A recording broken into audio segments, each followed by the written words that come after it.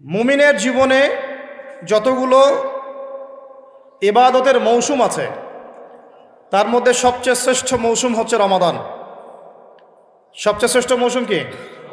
এই কারণে সাহাবায়ে কেরাম রাদিয়াল্লাহু আনহুম আজমাইন শাবান মাস থেকেই, বরং তার চেয়ে আগ থেকেই, রজব থেকেই, শাবান থেকেই রমাদানের প্রস্তুতি গ্রহণ করতেন। কি করতেন? কোন মাসের? কেন করতেন আমি একটু বুঝাই, আমার সাথে বুঝেন। আমাদের এই উম্মতের গড় আয়ু বনু ইসরাইলের মতো না। আমরা কি 500, 600, 1000 বছর বাঁচব? না, গড় আয়ু এই উম্মতের কম। এই কারণে আল্লাহ রাব্বুল আলামিন আমাদেরকে এই ইবাদত করার জন্যে অল্প সময়ে অল্প ইবাদতে যেন আমরা বেশি বেশি নেকি পাই, ফজিলত অর্জন করতে পারি, এই কারণে আল্লাহ রাব্বুল আলামিন আমাদেরকে কিছু মৌসুম দিয়েছেন, ইবাদতের কি মৌসুম। আর আল্লাহ পাক আমাদেরকে পাঠিয়েছেনই পৃথিবীতে তার ইবাদত করার জন্যে। যেমন আল্লাহ পাক কি বলেছেন সূরা জারিয়াতের 56 নম্বর আয়াতে আল্লাহ পাক বলেছেন যে ওয়ামা খালাকতুল জিন্না ওয়াল ইনসা ইল্লা লিয়াবুদুন, আমি জিন জাতি আর মানব জাতিকে শুধুমাত্র আমার ইবাদত করার জন্যই সৃষ্টি করেছি। তাই না? আমাদের দুনিয়াতে আসার অন্য কোনো কারণ আছে? না। এখন আল্লাহ পাকের ইবাদত কি সবাই সমান করতে পারবে? উত্তর হচ্ছে না।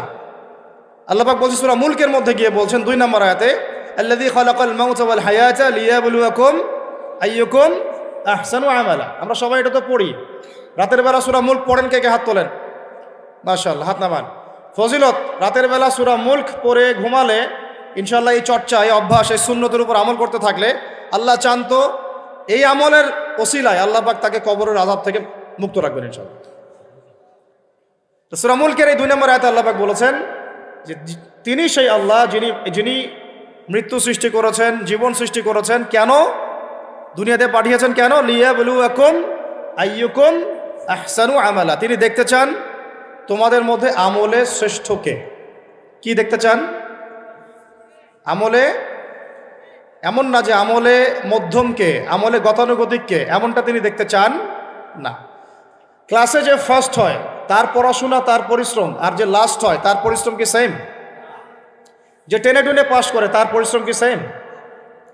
তাহলে আমরা বুঝলাম যদি আমাদেরকে ফার্স্ট হতে হয়, সেকেন্ড হতে হয়, থার্ড হতে হয়, টপ 10-এ থাকতে হয়, তাহলে আমাদের পরিশ্রমটাও কি করতে হবে? বেশি করতে হবে। সহজ জিনিস। আল্লাহ পাক এই জন্য আমাদেরকে পৃথিবীতে পাঠিয়েছে। আর আল্লাহ পাক দেখতে চান না কে জুমার নামাজ পড়ে, কে শুধু ঈদের নামাজ পড়ে, কে শুধু নামাজও পড়ে আবার সুদও খায়, ঠিক আছে, কে আবার নামাজও পড়ে আবার মাদকও খায়, কে এদিকে ইসলামের জন্য মাহফিলের মধ্যে পরিশ্রমও করতেছে আবার ওইদিকে মেয়ের সাথে জেনাও করে। আল্লাহ পাক এগুলো দেখতে চান না। আল্লাহ পাক দেখতে চান আমলের মধ্যে শ্রেষ্ঠ কে, কে সবচেয়ে ভালো। তো সবচেয়ে ভালো হতে হলে কি ফর্মুলা? পরিশ্রম বেশি করতে হবে, তাই না? পরিশ্রম বেশি করতে হবে, অন্যদের চেয়ে বেশি অ্যাক্টিভ থাকতে হবে, বুঝতে হবে বেশি, কাজ করতে হবে বেশি, ত্যাগ করতে হবে বেশি, সবর করতে হবে বেশি, তাই না? একই বিষয় জীবনে সফল হওয়ার জন্যও, একই বিষয় দুনিয়ায় সফল হওয়ার জন্যও, একই ফিলোসফি পরকালে সফল হওয়ার জন্য। কথা ঠিক আছে? এখন আমাদের জীবনে একটা গন্তব্য আছে। গন্তব্যটা কি? আমার সাথে বলি জান্নাত। গন্তব্য কি? জান্নাতে যে ব্যক্তি যেতে পারবে তার দুনিয়া সফল, আখেরাত সফল। যে ব্যক্তি যেতে পারবে না তার দুনিয়াও বরবাদ, আখেরাতও বরবাদ। দুনিয়াতে নাম, যশ, খ্যাতি, টাকা, সম্পদ, পদ, রাষ্ট্রীয় ক্ষমতা ইত্যাদি থাকতে পারে, যদি সে ব্যক্তি পরকালে পুলসিরাত পার হতে না পারে সে সফল নয়, সে সফল নয়। কথা ঠিক আছে? এখন মনে করেন পৃথিবীর সবচেয়ে প্রতাপশালী একজন মানুষ ছিল ফেরাউন। কি নাম ছিল? সে কি পরকালে সফল? ফেরাউনের একার যে পরিমাণ পলিটিক্যাল পাওয়ার ছিল, এখন এই জাতিসংঘেরও সেই পলিটিক্যাল পাওয়ার নাই। বুঝতে পারেন কথা কি? এখন কি সে সফল? কেন সফল না? কারণ দুনিয়ার জীবনে সে আল্লাহর হুকুম মানে নাই, এই পরীক্ষায় সে ফেল করছে। একই বিষয় এখানে অনেকের অনেক বড় বড় সম্পত্তি থাকতে পারে, ক্ষমতা থাকতে পারে, যদি ঈমান, আমল এবং ইসলাম ঠিক না থাকে সে দুনিয়াতেও সফল না, পরকালেও সফল না। ফালা ইয়াগুররান্নাকা তাকাল্লুবুল লাযীনা কাফারু ফিল বিলাদ। আল্লাহ পাক বলেছেন কাফেরদের এই দৌরত্ব, আধিপত্য তোমাদেরকে যেন প্রতারিত না করে, হে নবী সাল্লাল্লাহু আলাইহি ওয়াসাল্লাম। এখন কারুনের কথা আপনারা জানেন, কারুনের সম্পদ বেশি না আমাদের সম্পদ বেশি? বলেন। কারুনের সম্পদ বহন করার জন্যে একটা দল মানে একটা গ্রুপ, এই ধরেন ভলেন্টিয়ারদের একটা গ্রুপ আছে, এখানে 100 জন ধরেন, একটা গ্রুপ অফ পিপল কারুনের সম্পদ রাখার চাবিগুলো পিঠের মধ্যে করে নিয়ে ঘুরে বেড়াইতো। তার সিন্ধুকের যে তালা ওটা চাবি, এই চাবিটা নিয়ে এই চাবিগুলো নিয়ে ঘুরে বেড়াইতো একটা দল মানুষ, একদল মানুষ। তাহলে সম্পদ বুঝতে পারেন কত বেশি? তাহলে ওর বেশি সম্পদ না আমাদের বেশি সম্পদ? কার বেশি সম্পদ?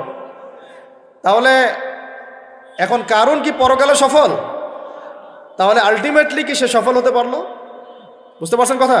তাহলে সফলতার সংজ্ঞা কি? সাফল্যের সংজ্ঞা কি? What is the definition of success? সাকসেসের সংজ্ঞা কি? ডেফিনেশন কি? যে ব্যক্তি পরকালে সফল হবে, জান্নাতে যেতে পারবে, নবীর সুপারিশ পাবে, হাউজে কাউসারের পানি পাবে, আল্লাহ পাক যাকে মাফ করে দিবেন, জান্নাতে ঢুকবে, জাহান্নাম থেকে বাঁচবে, একমাত্র সে সফল, আর কেউ সফল না। এই জন্য আল্লাহ রাব্বুল আলামিন আমাদেরকে দুনিয়া পাঠিয়েছেন। আর আমাদের যেহেতু বনু ইসরায়েলের মধ্যে এত লম্বা হায়াত নাই, এই কারণে আল্লাহ রাব্বুল আলামিন আমাদেরকে আমলের, ইবাদতের কিছু মৌসুম দিয়েছেন। কি দিয়েছেন? মৌসুম। যেমন লাইলাতুল কদর, এক রাতের ইবাদত আপনার 1000 মাসের চেয়ে উত্তম। আপনারা তো সূরাটা জানেন, ইন্না আনজালনাহু ফি লাইলাতুল কদরি ওয়া মা আদরাকা মা লাইলাতুল কদর, লাইলাতুল কদরি খায়রুম মিন আলফি শাহর, লাইলাতুল কদর খায়রুম উত্তম মিন আলফি শাহর, 1000 মাসের চেয়ে। এটা ক্যালকুলেটর দিয়ে 12 দিয়ে ভাগ করার দরকার নাই। আল্লাহ রাব্বুল আলামিন যখন এই ধরনের কোনো শব্দ বলেন, এর মানে হচ্ছে অফুরন্ত নেকি দেওয়া। অফুরন্ত মানে এমন না যে 83 বছর এত মাস, এই ক্যালকুলেট করার দরকার নাই। এটা অনেকে করেন। যেমন একটা হাদিসে আসছে, নবী সাল্লাল্লাহু আলাইহি ওয়াসাল্লাম বলেছেন যে এই উম্মত ভাগ হবে 73 দলে, বনু ইসরাইল ভাগ হয়েছিল 72 দলে। হাদিস জানেন না? কুল্লুহুম ফিন্নার, সবগুলো জাহান্নামে যাবে, ইল্লা মিল্লাতান ওয়াহিদা, একটা মিল্লাত বাদ দিয়ে। কিলা, বলা হচ্ছে মান হিয়া ইয়া রাসূলুল্লাহ, ইয়া আল্লাহর রাসূল বলেন সাল্লাল্লাহু আলাইহি ওয়াসাল্লাম, তারা কারা? নবীজি বলছেন সাল্লাল্লাহু আলাইহি ওয়াসাল্লাম, মান আলাইহি ওয়া আসহাবি আল ইয়াউমা, আজকের দিনে আমি আর আমার সাহাবীরা যার উপরে আছে। আর ওই 1400 বছর আগে আমি আর আমার সাহাবীরা যার উপরে আছে, আমি আর আমার সাহাবীরা যার উপরে আছি, মানে সাহাবীরা হচ্ছে মানদণ্ড। সাহাবীদের আমল, তাদের আকীদা, তাদের মানহাজ, তাদের মাযহাব, তাদের বুঝ, এগুলোকে ডিঙিয়ে আবার সামনে যাওয়া যাবে না। আল্লাহ পাক আমাদেরকে এই দুনিয়াতে পাঠিয়েছেন তার ইবাদত করার জন্যে। ইবাদতের জন্য কিছু মৌসুম দিয়েছেন। তার মধ্যে অন্যতম একটা হচ্ছে রমাদান মাস। যেমন আমি এক্সাম্পল দিচ্ছিলাম, লাইলাতুল কদর খায়রুম মিন আলফি শাহর, 1000 মাসের চেয়ে কি উত্তম। একটা হাদিস বলছিলাম যে এই ধরনের শব্দগুলো যেটা বলা হয় যে আমরা ভাগ হয়ে যাব 73 দলে, বনু ইসরাইল ভাগ হয়েছিল 72 দলে, এর মানে এক্স্যাক্টলি 72, এক্স্যাক্টলি 73 না। বাংলাদেশে আপনি 100টার বেশি ইসলামের দল পাবেন না? তাহলে এখানে 73 শব্দের অর্থ হচ্ছে বেশি, অর্থ কি? সংখ্যা আধিক্য বোঝানো হচ্ছে এখানে। এইরকম করেই লাইলাতুল কদর যে 1000 মাসের চেয়ে উত্তম, এর মানে এই নয় যে এটাতে এভাবে 1000 দিয়ে গুণ করতে হবে, মানে 12 দিয়ে ভাগ করতে হবে 1000কে, ব্যাপারটা এমন না। এটা হচ্ছে আল্লাহ পাকের প্রশস্ততা, আল্লাহ পাক যত ইচ্ছা বাড়াই দিবেন ইনশাআল্লাহ। এখন লাইলাতুল কদর যেমন একটা মৌসুম, রমাদান একটা মৌসুম, শবে বরাতের 15ই শাবান এটা একটা মৌসুম, আপনার জিলহজের প্রথম দশক একটা মৌসুম, হজের সময়গুলো একটা মৌসুম, এরকম করে আমলের কিছু মৌসুম আছে। কি আছে? সিজন আছে। সবচেয়ে সেরা সিজনটা হচ্ছে রমাদান। কি বলেন? আরেকটা প্রশ্ন এখানে উঠে আসবে যে রমাদান মাসটা কেন সবচেয়ে শ্রেষ্ঠ?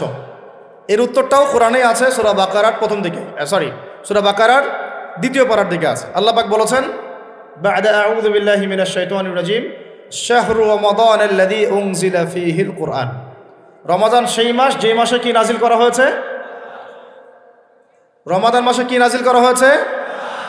এই কারণেই রমাদান মাসটা শ্রেষ্ঠ। এই কারণেই কি রমাদান মাসটা শ্রেষ্ঠ। আর এই রমাদান মাসের আবার শেষ দশকে বেজোর 5টা রাত পাওয়া যায়, 21, 23, 25, 27, 29। এর মধ্যে কোনো একটা রাত হচ্ছে লাইলাতুল কদর, কোনো একটা রাত। ওই রাতে আল্লাহ রাব্বুল আলামিন নাজিল করেছেন আল কোরআনুল কারীম। এখন আমাদের জীবনের যতগুলো সময় আমরা অলরেডি নষ্ট করে ফেলেছি। অনেকের বয়স এখানে 25, 30, 40, 50 ইত্যাদি, তাই না? অনেক সময় দেখা গেছে 10-15 বছর 20 বছর আপনি দিনের বুঝই ছিল না, এমন হয় নাই? হয় নাই? বহু মানুষ দেখা গেছে এখনও দিন বুঝেন না, বয়স 40-50 হয়ে গেছে। এখন যদি একজন ব্যক্তির হায়াত থাকে 70 বছর, তাহলে তো আমল করার জন্য বাকি আছে 20 বছর, আর শেষের হয়তো 5 বছর সে আমল করতে পারবে না এত অ্যাক্টিভলি।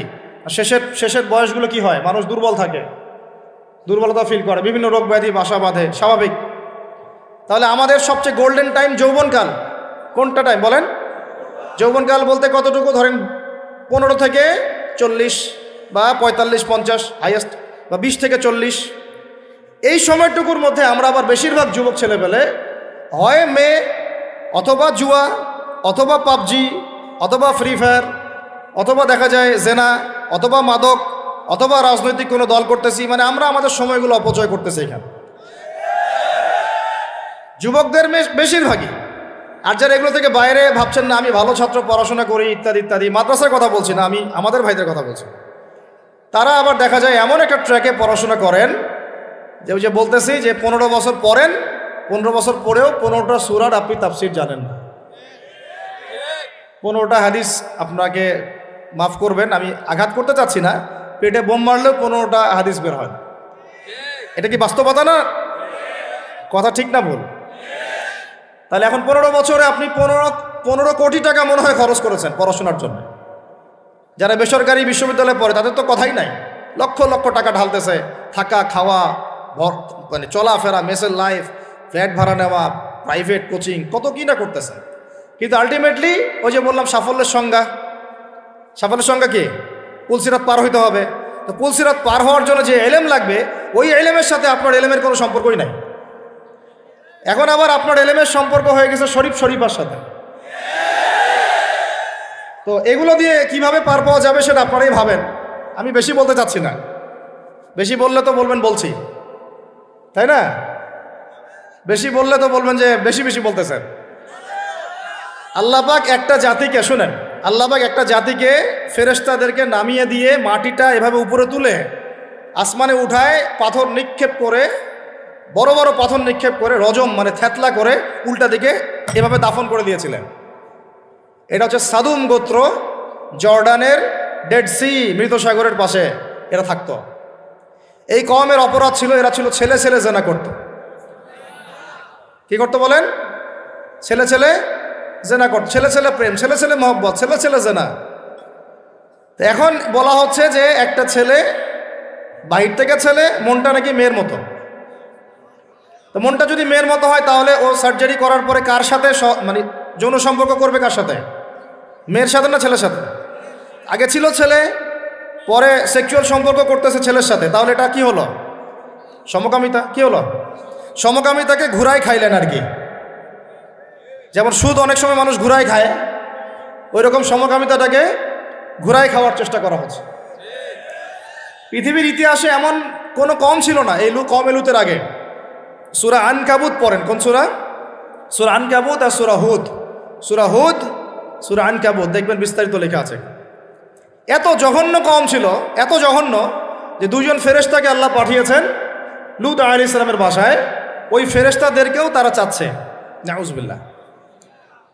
চিন্তা করা যায়, ওটা আরেকটা আলোচনা। তবে এর শাস্তিটা জেনে রাখেন। নবী সাল্লাল্লাহু আলাইহি ওয়াসাল্লাম বলেছেন যে তোমরা যদি সমকামীদেরকে পাও, এটা তাদের জন্য এই হাদিসটা প্রযোজ্য যাদের হাতে রাষ্ট্রীয় ক্ষমতা আছে এবং আইন প্রয়োগ করার ক্ষমতা আছে। এটা সবার উপরে এটা না, যাদের হাতে এই ক্ষমতা আছে ওদের জন্য নবীজি বলেছেন, আমাদের নবীজি মুহাম্মদ সাল্লাল্লাহু আলাইহি ওয়াসাল্লাম বলেছেন, তোমরা যদি ওদেরকে পাও তাহলে ফাকতুলুল ফাইলা ওয়াল মাফউল বিহি, যে সমকামিতা করেছে আর যে এখানে রাজি ছিল, যার সাথে করা হয়েছে, দুটোকে হত্যা করবা। এই মৃত্যুদণ্ডের শাস্তি কে দিয়েছেন? আল্লাহ এবং তার রাসূল। আপনার চাইলে মানেন, না হলে মানেন না, কিন্তু কাল কিয়ামতের মাঠে আপনাকে একদম কলার ধরে জিজ্ঞাসা করা হবে যে কেন তোমার খেলাফতে, মানে তোমার দায়িত্বে, খেলাফত মানে কি? দায়িত্ব। আমরা সবাই আল্লাহর খলিফা, আমরা কি সবাই আল্লাহর, মানে আল্লাহ পাকের প্রতিনিধি। তো তোমার খেলাফতে, তোমার রাজত্বে, তোমার মানে শাসন ব্যবস্থার মধ্যে এরকম হলো কিভাবে? তুমি আজকে উত্তর দাও সবার সামনে। মনে করেন না যে আল্লাহ পাক ধরবেন না, বেশি না, অপেক্ষা করতে থাকেন। কতদিন বাঁচবেন? 100 বছর? 100-র বেশি তো আর কেউ বাঁচবে বলে মনে হয় না এখন। আল্লাহ পাক এটা ধরার জন্য অপেক্ষা করছেন, যদি না আমরা ফিরে আসি। ফিরে এসে তওবা করলে আল্লাহ মাফ করে দেবেন ইনশাআল্লাহ। এরকম অনেক কথা আল্লাহ কোরআনে বলেছেন। সত্যি কথা বলতে আমরা এই কোরআনের প্রতি সত্যিকার অর্থে শ্রদ্ধাশীল না। মুখে মুখে বলি আমরা কোরআন ফলো করি, কোরআন ভালোবাসি, কোরআনের জন্য জান দিব, ইত্যাদি ইত্যাদি। অনেক সময় দেখা যায় কোরআন আমরা তেলাওয়াতও করতে পারি না। তো যেই কিতাব তেলাওয়াতি করা শিখলাম না, তার জন্য আপনি জীবন দিবেন? যে কিতাবের তেলাওয়াতি আপনি শিখতে পারলেন না এখনও, এখন সেই কিতাবের হুকুম বাস্তবায়ন করবেন, এই পর্যন্ত ঈমান তো যাওয়া অনেক দূরের কথা, তাই না বিষয়টা? এর প্রতি ভক্তি শ্রদ্ধা তো আসবে না, কারণ তিলাওয়াতি তো এখনও শিখছেন না, অনুবাদ পড়ছেন না, আয়াতের অর্থগুলো জানছেন না। এটা আল্লাহ পাক এই মানব জাতির জন্য পাঠিয়েছেন, পুরো মানব জাতির জন্য, শুধু মুসলিমদের জন্য না। এখানে আল্লাহ বলেছেন চুরি করলে চোরের হাত কেটে দাও। কি করো? কে শুনবে এই কথা? এখন কে মানবে এই কথা? আল্লাহ পাক বলেছেন যদি জেনা করে, সমকামিতা তো বহু দূরের কথা, এমনি জেনা করলে জনসমক্ষে 100 বেত্রাঘাত করবা। সূরা নূর, কোন সূরা? সূরা নূর আয়াত নাম্বার 2-3, বাসায় গিয়ে চেক করে দেখেন। আর চোরের হাত কাটা সূরা মাইদা, কোন সূরা? সূরা মাইদা। আমি নিজে নিজে কোনো কথা বলতেছি না, এই কিতাবেই আছে। আল্লাহ পাক বলেছেন যদি ডাকাতি করে, ডাকাতি, ডান দিকের হাত বাম দিকের পা কেটে ফেলবা। ডান দিকের হাত বাম দিকের পা কেটে ফেল। এটা কে কাটবে? কারা কাটবে? সাধারণ মানুষ? আপনি পারবেন? যার কাছে অথরিটি আছে তার উপর দায়িত্ব এটা, আমাদের উপর এটা দায়িত্ব না। আমাদের দায়িত্ব কি? আমাদের দায়িত্ব হচ্ছে জানানো, প্রচার করা, কারণ আমার কাছে ইলমটা আছে।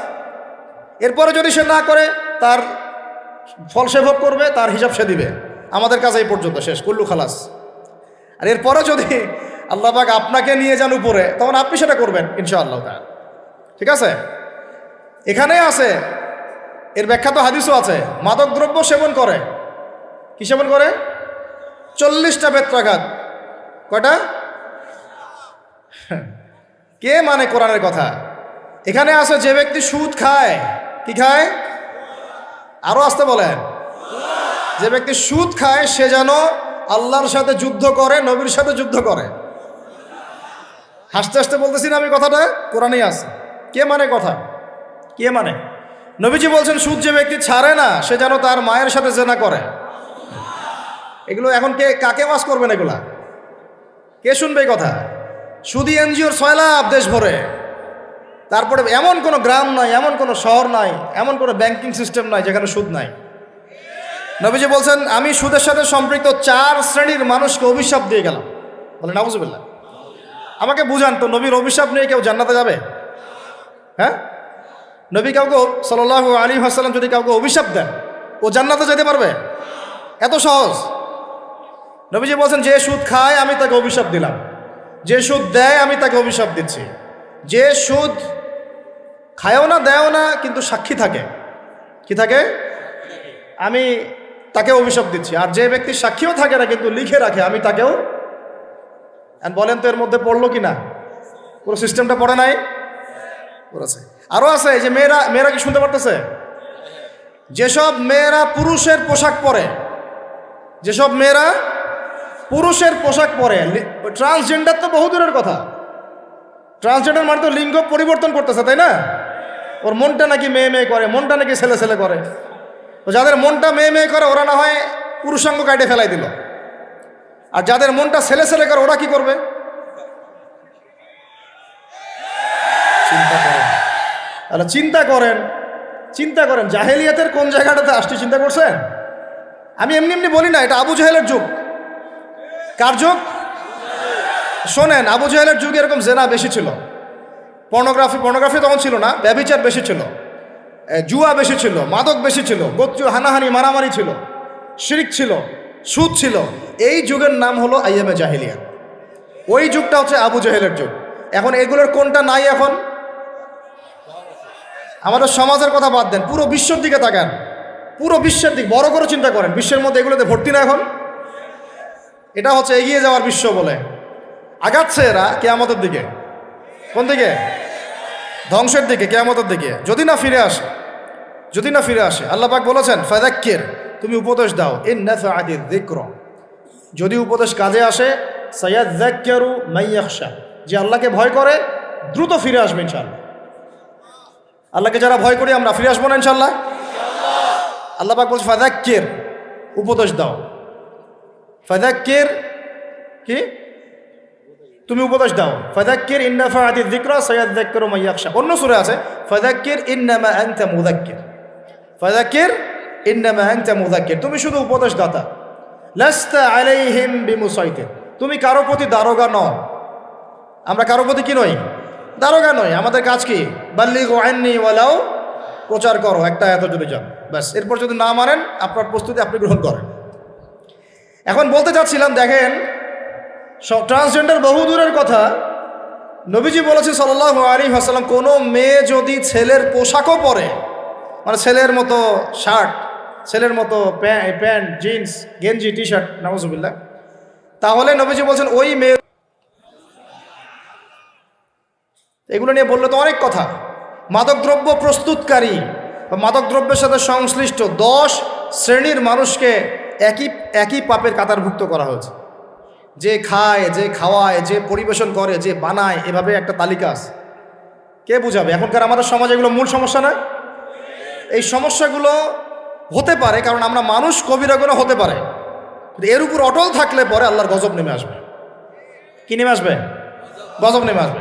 আল্লাহ পাকের গজব যে কয়েকটা বড় বড় পাপের কারণে আসে সেগুলো হচ্ছে, আমার সাথে বলেন, শিরক। 2 নম্বর হচ্ছে অহংকার। 3 নম্বর হচ্ছে কুফরি। 4 নম্বর জিনা। 5 নম্বর বেহায়াপনা। আর 6 নম্বর সমকামিতা। আরেকটা হচ্ছে গান বাজনা, বাদ্যযন্ত্র। গান বাজনা, বাদ্যযন্ত্র, এগুলো যখন সমাজে প্রকট আকার ধারণ করে তখন আল্লাহর গজব নেমে আসে। আমাকে বলেন, এখন এগুলো আমাদের মধ্যে আছে না নাই? কম কম।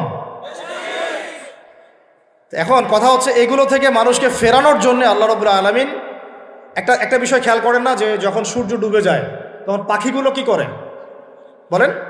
বাসায় ফিরে যায় না? মানে দিন শেষ, সূর্য ডুবে গেছে, এখন বাসায় ফিরতে হবে, তাই না? এভাবে আল্লাহ পাক রমাদান দিয়েছেন আমাদেরকে, কেন জানেন? যাতে এই যে সারা বছর আমরা এদিক ওদিকে ছোটাছুটি করে দূরে সরে গেছি না, এখন কাছে আসো, ঘরে আসো, আল্লাহর কাছে আসো। রমজান মাসে কোথায় আসো? আল্লাহর কাছে আসো। এখন আল্লাহর কাছে আসতে হলে আপনার প্রিপারেশন লাগবে না? আমি আপনাদেরকে আজকে 15টা পয়েন্ট বলবো ইনশাআল্লাহ। বেশি বড় বড় করে না, জাস্ট সংক্ষিপ্ত করে 15টা পয়েন্ট। এই পয়েন্টগুলো আমাদেরকে রমাজানের আগেই নিজের মাথায় ঢুকাইতে হবে। পাক্কা নিয়াত করতে হবে আল্লাহ পাক যেন আমাকেও তৌফিক দেন, আপনাদের সবাইকে তৌফিক দান করেন।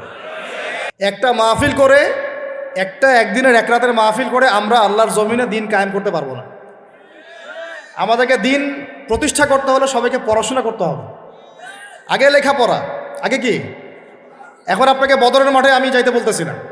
আগে আপনি কি করবেন? আগে লেখাপড়া করবেন, ইলম অর্জন করবেন। হ্যাঁ, যাওয়ার সিচুয়েশন তৈরি হলে আপনি যাবেন, যদি সেরকম পরিস্থিতি আসে তখনকার কথা তখন। আগে আপনি কি করবেন? ইলম অর্জন করবেন, উলামায়ে কেরামের সোহবতে থাকবেন, একা একা পড়াশোনা করবেন না, আলেমদের সোহবতে পড়াশোনা করবেন, ঠিক আছে? একা একা পড়বেন না, আমি আবার বলতেছি, একা একা নিজে নিজে পড়াশোনা করে নিজেকে পণ্ডিত মনে করবেন না। অবশ্যই উলামায়ে কেরামের কাছে এসে পড়াশোনা করতে হবে। এটা আমি আমার বাস্তব অভিজ্ঞতা থেকে বলতেছি। আজকে থেকে 10 বছর আগে আমি নিজেও এই কথাটা বুঝতাম না যে এইটা কত বড় বিষয়। উলামায়ে কেরামের কাছে গেলে আপনি তাজকিয়া পাবেন, আদব শিখবেন, কনস্ট্রাকটিভ সিলেবাসে পড়াশোনা করতে পারবেন। এর পাশাপাশি আপনি অন্যান্য বইপত্র পড়বেন, তখন ইনশাল্লাহ দায়ী ইলাল্লাহ হবেন, আলেম হবেন, হাফেজ হবেন, হ্যাঁ মুফতিও হইতে পারেন ইনশাল্লাহ। আল্লাহ চাইতো আপনি দিনের জন্য অনেক বড় কিছু করতে পারবেন ইনশাল্লাহ। তা আমাদের কি ঘরে ঘরে একজন করে আলেম দরকার না? দরকার না? ঘরে ঘরে একজন করে আমাদের ইব্রাহিম দরকার না? ঘরে ঘরে একজন ইসমাইল দরকার না? নাকি একজন দুজন দিয়ে জাতি মুক্তি পাবে? পাবে না ভাই। সবাই মিলে জাতি গঠন করতে হবে। আল্লাহ পাক তৌফিক দান করেন। তো আমি যেটা বলছিলাম ভাই, আমাদের আগে ইলম শিখতে হবে, আমল বাড়াইতে হবে, ওলামায়ে কেরামের সোহবত লাগবে, আর রিজিক হালাল করতে হবে। কি করতে হবে? কোনো অবস্থায় সুদ, ঘুষ, হারাম, দুর্নীতির সামনেও যাবেন না। যদি যান আপনি পরকালে পস্তাবেন, আর কিচ্ছু বলার নেই আমার। যদি যান তাহলে আপনি দুনিয়াতেও পস্তাবেন, পরকালে পস্তাবেন। আল্লাহ পাক আপনাকে হেফাজত করে না। আমি বের হয়ে আসেন, নিয়াত করেন, রিজিকের মালিক আল্লাহ। আর রজ্জাক কে? কে আর রজ্জাক? এই সাগরের নিচে যে মাছগুলো থাকে লক্ষ লক্ষ কোটি কোটি, কোনোদিন সুদ খায়, ঘুষ খায়, জুলুম করে? ওদেরকে কে খাওয়ায়? এই জমিনে যত প্রাণী আছে চাকরি বাকরি করে, কখনো ব্যবসা করে? কিছুই তো করে না। কে খাওয়ায়? তা আমাকে সুদই খাওয়া লাগলো, আমাকে রিজিকের জন্য সুদই খাওয়া লাগলো, হ্যাঁ আমাকে ঘুষি খাওয়া, আমাকেই খাওয়া লাগলো, আমাকেই দুর্নীতি করতে হইলো। আল্লাহ পাক আমাদেরকে বুঝ দান করেন। আমি রিজিক আল্লাহ পাক দিবেন। যদি আপনি হারামে চান তখন হারামেই পাবেন, হালালে চাইলে আল্লাহ পাক হালাল রাস্তা বের করে দেবে ইনশাআল্লাহ। তো এগুলো আমাদের কাজ ভাই। একদিন দুই দিনের মাহফিল করে আমরা সব কায়েম করতে পারবো না। তারপরে আমাদের পরিবারের আদর্শ ঠিক করতে হবে, পরিবারের মেয়েদেরকে পর্দায় রাখতে হবে, সবাইকে সৎ কাজে আদেশ করতে হবে, অন্যায় কী করতে হবে, নিষেধ করতে হবে, দাওয়াতের কাজ করতে হবে, আলেমদের সহমতে থাকতে হবে, উম্মাকে ঐক্যবদ্ধ করার চেষ্টা করতে হবে। তারপরে ইনশাআল্লাহ দিনের জন্য কিছু করা যাবে। ঠিক আছে কথা? আল্লাহ পাক আমাদেরকে বোঝার তৌফিক দান করেন। এখন আসেন ভাই, ওই 15টা পয়েন্ট আমি আপনাদেরকে বলি, এই 15টা মাথায় ঢুকান, এটা ভুলে যাবেন না আজকে, সব ভুলে গেলাম, ঠিক আছে? রমাজানের প্রস্তুতি নাম্বার 1, আমার সেটা বলেন। রমাজানের প্রস্তুতি নাম্বার 1 হচ্ছে যত দুনিয়াবি কাজ আছে সেই কাজগুলোকে কমিয়ে ফেলবো। দুনিয়াবি কাজগুলো কি করব? মানে দুনিয়াবি যত কাজ, যত ব্যস্ততা যা আছে এগুলোকে কমায় নিয়ে আসবো, যাতে রমজান মাসে আমাকে বেশি বাইরে দুনিয়াবি প্রয়োজনে বাইরে বের হইতে না হয়, মানে বেশি ব্যস্ততা আমাকে দুনিয়ার জন্য না করতে হয়। মনে করেন যে আপনি চাইলে এখন যদি সামর্থ্য থাকে রমাদান এবং ঈদের বাজার করে রাখতে পারেন, কারণ লাইলাতুল কদর নষ্ট করে ঈদের বাজার, আর রমাজানের অনেক রুহানিয়াত নষ্ট করে দেয় দুনিয়াবি বাজার ঘাট, তাই না? সবার সামর্থ্য হয় না, সবার সামর্থ্য হয় না, কিন্তু বড় বড় যে বিষয়গুলো আছে, বড় বড় খাবার, মৌলিক খাবার, এগুলো আপনি 2 মাসের জন্য বাসায় রাখতে পারেন যদি সামর্থ্য থাকে। সামর্থ্য নাই তাহলে সেটা আলাদা বিষয়। মোট কথা এটা শুধু একটা বিষয় বোঝাচ্ছি না, দুনিয়াবি যত ব্যস্ততা এগুলোকে কমায় রমাজানের জন্য প্রিপারেশন নিতে হবে। আল্লাহ পাক আমাদেরকে সবাইকে রমাদানের জন্য প্রিপারেশন নেওয়ার তৌফিক দান করেন। এটা হলো মনস্তাত্ত্বিক প্রিপারেশন, যে রমাদান আসতেছে, আমি শাবান মাসেই আমি আমার কাজগুলো গোছাই নেব যাতে রমজানে আমি ফারেক থাকি ইবাদতের জন্য। বুদ্ধিমানের কাজ না এটা? আল্লাহ পাক তৌফিক দান করেন। আমিন। 2 নম্বর হচ্ছে ভাই, রমাজানের আমরা সবাই 30টা সম রাখবো বলে নিয়াত করি, আল্লাহ পাক তৌফিক দান করেন। আমিন। কিন্তু এখানে একটা কথা, 2 নম্বরটা হচ্ছে রোজা রাখার মতো রোজা রাখতে হবে। কি বললাম বলেন? রোজা রাখার মতো রাখতে হবে। এটা কেন বললাম, কেন বললেন ভাই? উত্তর দিচ্ছিস। উপোস থাকা, না খেয়ে থাকা আর সম রাখা এক জিনিস নয়। পানি ছেড়ে দেওয়া, খাবার ছেড়ে দেওয়া আর ইসলামী সম এক জিনিস নয়। অনেক ধর্মের মানুষ খাবার পানি ছেড়ে দিয়ে থাকে, উপাস থাকে, থাকে না? হাদিসের মধ্যে নবীজি বলেছেন যে ব্যক্তি রোজা রেখে অন্যায় কাজ ছাড়তে পারলো না, মানে আল্লাহর মাসিয়াত ছাড়তে পারলো না, এই যে কাবায়ের ফাওয়াহিশ এগুলো ছাড়তে পারলো না, অশ্লীলতা ছাড়তে পারলো না, মিথ্যা ছাড়তে পারলো না, বেহায়াপনা ছাড়তে পারলো না, তার না খেয়ে থাকায়, পানি না পান করায় আল্লাহর কিচ্ছু যায় আসে না। আর রোজার বিষয় বুঝলাম। রোজা কাকে বলে ভাই? মানে রোজা মানে হচ্ছে আমি আল্লাহ পাকের সমস্ত নিষেধ ছেড়ে দিব। কি করব? আল্লাহর সমস্ত নিষেধ রোজা থেকেছি, পানি খাচ্ছি না, খাবার খাচ্ছি না, কার ভয়ে? গোসল করার সময় 1 ঢোক পানি খেলে কে দেখবে? এই চেতনা তখন কাজ করে, তখন কাজ করে না? চুপ করে 1 লোকমা ভাত খেলে কে দেখবে? কেউ দেখবে? আল্লাহ ছাড়া কেউ দেখবে? কেউ দেখবে না। তারপর আপনি খান না কেন? আপনি খান না কেন? কারণ আপনি অনুভব করেন যে আল্লাহ পাক আমাকে দেখছেন। এটাই হলো ইহসান। এটার নাম কি? ইহসান। এটাই বলা হচ্ছে হাদিসে জিবরিলের মধ্যে, আনতা আবুদুল্লাহ কাআন্নাকা তারাহ, তুমি এমনভাবে আল্লাহর ইবাদত করো যেন তুমি আল্লাহকে দেখতে পারছো। ওয়া ইল্লাম তাকুন তারাহু, তুমি যদি আল্লাহকে দেখতে না পারো জেনে রাখো ফাইন্নাহু ইয়ারাক, আল্লাহ পাক তোমাকে দেখছেন। এইটাকে বলে আল্লাহ কনসিয়াসনেস বা ইহসান বা তাকওয়া। আর তাকওয়া হাহুনা, তাকওয়া কোথায়? এখানে। আপনি সওমের আয়াতটা পড়েন, কুতিবা আলাইকুমুস সিয়াম কামা কুতিবা আলাল লাযিনা মিন ক্বাবলিকুম লাআল্লাকুম কি তাত্তাকুন, তোমাদের উপর সওমকে ফরজ করা হয়েছে ঠিক যেমন করে আগের উম্মতদের উপরেও করা হয়েছিল। উদ্দেশ্য হচ্ছে লাআল্লাকুম তাত্তাকুন, যাতে করে তোমরা তাকওয়া অবলম্বন করতে পারো। তাকওয়া মানে আল্লাহ কনসিয়াসনেস, এই যে আমি খাচ্ছি না, পান করতেছি না, আমি বিশ্বাস করি আল্লাহ আমাকে দেখতেছেন, এই তো। তো সেই বান্দা কেমন করে রমজান চলে গেলেই বেনামাজি থাকতে পারে? রমজান চলে গেলে কি আল্লাহ তাকে আর দেখে না? সেই বান্দা কিভাবে সুদ খায়, তখন কি আল্লাহ তাকে দেখে না? সেই বান্দা, একই বান্দা কিভাবে জেনা করতে পারে? মেয়েকে নিয়ে কেমন করে বাইকে ঘুরতে পারে? কেমন করে গায়রা মাহরামের সাথে আমরা করতে পারি, ফ্রি মিক্সিং করতে পারি? কেমন করে সে সমকামিতার দিকে ধাবিত হতে পারে? কেমন করে সে জুয়া খেলতে পারে, কেমন করে সে মাদক খাইতে পারে, কেমন করে সে আল্লাহ দ্রোহী আইন বাস্তবায়ন করতে পারে, যদি সে এই চেতনা থাকে যে আল্লাহ আমাকে দেখছেন। এই চেতনাটাকে বদ্ধমূল করার জন্যই রমাজান আসে। বলেন সুবহানাল্লাহ। আমি কি বুঝাতে পারলাম রোজা রাখার উদ্দেশ্যটা কি? ওই জিনিসটাকেই আমাদের ভিতরে ইনস্টল করাই হলো উদ্দেশ্য। লাআল্লাকুম, আমার সাথে বলেন লাআল্লাকুম তাত্তাকুন। তাকওয়া কি কিনতে পাওয়া যায় বাজারে? এই যে আল্লাহ পাক আমাকে দেখছেন, আমি খাবো না, আল্লাহ আমাকে দেখছেন, আমি পান করতে পারবো না, আমার রেস্ট্রিকশন আছে, পিপাসায় গলা ফেটে যাচ্ছে একেবারে রোদের মধ্যে, তাও খাচ্ছি না কেন? কার ভয়ে? ওইটাই জীবনের সব ক্ষেত্রে বাস্তবায়ন করার জন্যই রমজান আসে। বুঝতে পারি নাই মনে হয়? ওই চেতনাটাই, একই চেতনাটাই জীবনের সবগুলো কাজে বাস্তবায়ন করার জন্য কি আসে? রমাদানের 6 মাস।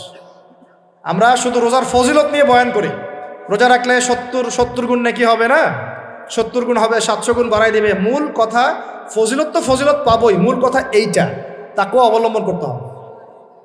আল্লাহ পাক আমাদেরকে তৌফিক দান করেন। কয়টা বলছি বলেন ভাই? 2টা মনে থাকবে। 1, দুনিয়াবি কাজ কমায় ফেলা। 2, কি রোজা রাখার মতো রাখা। 3 নাম্বার হচ্ছে, এটা আমার নিজস্ব একটা পরামর্শ আর কি। 3 নাম্বার হচ্ছে রোজা রাখার জন্য আমাদের সাহারি করতে হয়, ইফতার করতে হয়। এই তো আল্লাহর ওয়াস্তে সাহারি এবং ইফতারে মুসলমানের মতো খাবার খাবেন, জানোয়ারের মতো খাবার খাবেন না। সাহারি এবং ইফতার এই দুটোতে কি খাবেন? মুসলমানের, মুমিনের মতো খাবার খাবেন, জানোয়ারের মতো খাবার খাবেন না। আল্লাহ পাক বোঝার তৌফিক দান করেন। মানে আমরা কিন্তু সাহারিতে কি করি জানেন? 7 পেট খাই। কয় পেট? নবীজি বলেছেন খাবে পেটের 1 ভাগ খাবার, 1 ভাগ পানি, 1 ভাগ, আবার বলি 1 ভাগ খাবার, 1 ভাগ পানি, 1 ভাগ। কার পেট খালি আছে এখন খাওয়ার সময়, খাওয়ার টেবিলে? আমাদের ওস্তাদরা বলেন যে মুসলিম উম্মাহ, আমাদের ওস্তাদরা বলেন যে মুসলিম উম্মাহ খাবার টেবিলে হেরে গেছে, সে কখনো জিহাদের মাঠে জিততে পারবে না। বুঝতে পারেন নাই? বুঝতে পারলাম না মনে হয়। যারা খাওয়ারের টেবিলেই হেরে গেছে, এখানেই তো আপনি সুন্নাহ মাফিক খাইতে পারতেছেন না, প্রবৃত্তির কাছে হেরে গেলেন, গপ গপ গপ গপ করে খাচ্ছি 7 পেট ভর্তি করে। এখানে তো খাবারের সামনেই হেরে গেলাম, প্রবৃত্তির সামনে। সে আবার কাফেরদের সাথে জিতবে কেমনে? জিতবে আগে নিজের প্রবৃত্তির উপর জিহাদে তো জিততে হবে। আমার মন চাচ্ছে জেনা করি, করবো না, এটার নাম জিহাদ, এটাও জিহাদ। মন চাচ্ছে সুদ খাই, একটু খাবো না, এটার নাম কি? জিহাদ। মন চাচ্ছে নামাজ না পড়ি, ঘুমায় থাকি, মন চাচ্ছে না, মন বলতেছে ঘুমাই ঘুমাই ঘুমাই, কিন্তু নামাজ পড়তে হবে। এই যে উঠলাম, ওযু করলাম, গেলাম, এর নাম কি? এটাও এক প্রকার কি? বরং নফসের সাথে জিহাদটা অনেক বড় জিহাদ বলা হয়েছে, বলা হয় নাই? এটা মানুষকে শক্ত করবে। একটা মেয়ে সেটা প্রেম করতে মন চায়, করবো না, ওকে দেখবও না, যাবো না কাছে, এটা শক্ত থাকার নাম কি? এটা মনের নফসের সাথে কি? বুঝেন? আল্লাহ পাক আমাদেরকে নফস শক্ত করার তৌফিক দান করেন। তো ভাই, খাবার ইফতারেও এভাবে 7 পেট খাবেন না, সারিতেও খাবো না, ওয়াদা করি তো ইনশাল্লাহ। শোনেন, পরিমিত খাবেন, পুষ্টিকর খাবার খাবেন। পরিমিত খাবেন কিন্তু পুষ্টিকর খাবার খাবেন, তাহলে যথেষ্ট হবে ইনশাল্লাহ। আর এখনকার যে খাবার, এদের বেশিরভাগই ভেজাল। যত বেশি খাবো তত দ্রুত অসুস্থ হব। এই যে আমাদের ফিটনেস দিন দিন খারাপ হয়ে যাচ্ছে, তো এই যে আমরা দিন দিন যে দুর্বল হয়ে যাচ্ছি, বুঝতে পারতেছেন না আপনারা? এটা দিন দিন যে আমরা আগের জেনারেশনের মতো শক্ত না। আমাদের দাদারা, তার দাদারা যেরকম স্ট্রং ছিলেন, আমাদের ইয়াংরাও কিন্তু অত স্ট্রং না। একটা ইয়াং ছেলেকে আপনি এখন 50 বছরের একজন মুরব্বীর সাথে পাঞ্জা লাগায় দেন, পারবে না, ওই চাচাই জিতবে। তো এটার কারণ হচ্ছে ভেজাল খাবার, ভেজাল পরিবেশ, ভেজাল সব কিছু। আমরা যা খাচ্ছি বেশিরভাগই বিষ। আর আল্লাহর কসম, এগুলো মনিটর করার দায়িত্ব সরকারের, এগুলো মনিটর করার দায়িত্ব প্রশাসনের। এদেরকে মোবাইল কোর্টের আওতায় নিয়ে এসে একদম 1 বছরের জন্য ঢুকাইতে ভিতরে। আইনের সঠিক প্রয়োগ হলে এমনি সিধা হয়ে যাবে। বাঙালিদেরকে শুধু মিষ্টি মিষ্টি কথা বলে কাজ হবে না, মাঝে মাঝে কঠিন শাসন লাগে। বড় বড় কান্ট্রিগুলো আপনারা দেখে আসেন, মনে করেন রাস্তায় ড্রাইভিংয়ের সীমা দেওয়া আছে 100 কিলো, ওরা যদি 110 120 চালায়, কেউ কিচ্ছু বলবে না, কোনো ট্রাফিক পুলিশও নাই। মোবাইলে একটা মেসেজ চলে আসবে যে তোমার এই 1500 রিয়াল 2000 রিয়াল জরিমানা করা হয়েছে। দিবা না, ড্রাইভিং লাইসেন্স বাতিল। ওটা বাতিল তো হবেই, 6 মাসের জন্য জেল খাটবা। বাপ করে টাকা দিয়ে আসবে। টাকা না দিলেও আর ভয়ে চালাবে না, বাবারে বাবা, একবার 1500 রিয়াল খাইছি, আবার খাওয়া যাবে। আইন শুধু থাকলে হয় না, আইনের একদম কঠোর বাস্তবায়ন থাকতে হবে। এই জিনিসটা যদি থাকে দেখবেন সমাজ ঠিক হয়ে গেছে ইনশাআল্লাহ। আল্লাহ পাক আমাদের সবাইকে কথাটা মন থেকে বোঝার তৌফিক দান করেন। আমরা কি কারো শত্রু? আমরা সবার শুভাকাঙ্ক্ষী। যদি এই জিনিসটা শক্তভাবে বাস্তবায়ন করা যায় দেখবেন খাবারের ভেজাল এমনি বন্ধ হয়ে গেছে। মানুষকে মেরে ফেলতেছে খাবার দিয়ে, আর 3 দিনের বাসি তেল দিয়ে রান্না করছে, বললো একদম টাটকা রান্না, খেয়ে ফেলে। এই যে কোলেস্টেরল বেড়ে গেল, ক্যান্সার হচ্ছে। গরু ইঞ্জেকশন দিয়ে ফুলায় ফাবায় মোটা তাজা করে ফেলাই দিল, করে নাই? কি অবস্থা মানুষের বুদ্ধি! চালের মধ্যে এটা মিশাচ্ছে, ডালের মধ্যে ওইটা মিশাচ্ছে, পানির মধ্যে কি মিশাই দিচ্ছে, ড্রেনের পানি বলতেছে মিনারেল ওয়াটার। হ্যাঁ, ডাব খাবেন, ডাবের পানি আগে ইঞ্জেকশন দিয়ে বের করে ফেলাইছে, ও আগে খাই ফেলছে, অল্প একটু বাকি আছে, ওটার দাম হাঁকাচ্ছে 150 টাকা। নিচ থেকে উপর পর্যন্ত আমাদের সমাজে খালি প্রতারণার প্রতারণা চলতেছে। এই কারণে আমাদের উপর থেকে আল্লাহ রহমত দিন দিন উঠে যাচ্ছে। আমাদেরকে সতর্ক হওয়া উচিত, আমাদেরকে সৎ হওয়া উচিত। সৎ হইতে পয়সা লাগে না, সৎ হইতে পয়সা লাগে? সবাই যার যার জায়গা থেকে ভালো হয়ে যায়, কিচ্ছু করা লাগবে না ইনশাআল্লাহ। আপনি মাদক খায়েন না, কেউ জোর করে মাদক খাওয়াবে? আপনি নিজে সুদ খায়েন না, কেউ জোর করে সুদ খাওয়াবে? এখানে কেউ মাদকের দোকান দিল, আমরা খাই না, ও দোকান নিয়ে চলতে পারবে না? টামটোপলা বাঁধে চলে যাবে, কি করবে? যাইতে বাধ্য সে। আমরা খাইলে সে ব্যবসা করবে। আল্লাহর ওয়াস্তে আমরা কোনো রকম প্রতারণার কাছেও যাব না, হারামের কাছেও যাব না, এবং অন্যকে আমরা প্রতারিত করবো না ইনশাআল্লাহ। বাজার মার্কেটে এটা অনেক জটিল বিষয়। রমজান মাস আসলেই দেখবেন দাম বাড়া শুরু হয়েছে। এখনই অসাধু ব্যবসায়ী যারা, ওরা রিস্টোর করে ফেলাইছে, ওরা আবার সিন্ডিকেট করে ফেলবে যে এই দামের বাইরে যাবে না। তখন আবার দেখবেন যে সরকার বিপাকে পড়ে গেছে, দাম আর কন্ট্রোল করতে পারতেছে না, তখন ভর্তুকি দেওয়া লাগতেছে, আবার ওদেরকে আইনে আনা লাগতেছে। মানে আমরা নিজেরাই ঠিক নাই। কারা ঠিক নাই? আমরা নিজেরাই ঠিক নাই। এই কারণেই তো আমরা মানে আমাদের সমাজের উপর থেকে আল্লাহ পাকের রহমত বরকতটা উঠে যাচ্ছে দিন দিন।